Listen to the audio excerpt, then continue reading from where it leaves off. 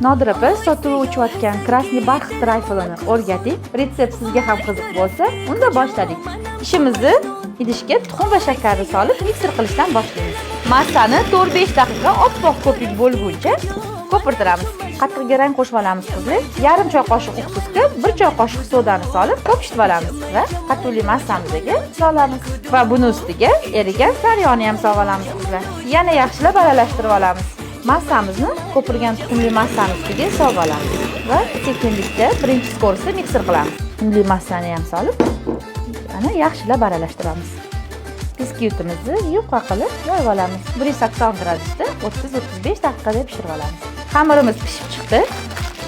Endi uni mayda to'g'richa qilib bo'laklarga bo'lib olamiz. Mayda to'g'richa qilib to'g'rab olamiz. Yaxshi hidsiz oppoq qaymoq, ustidan saxarli pudra, домашний tvorog hamda vanilin solamiz. Ikkinchi skoroskda krem holiga kelguncha mikser qilamiz. Kremimiz tayyor bo'ldi.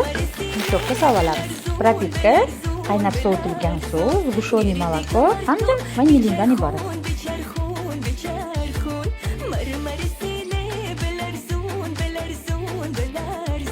Mana krasniy barxit trayfeli tayyor bo'ldi. Retsept yoqqan bo'lsa, albatta tayyorlab ko'ring.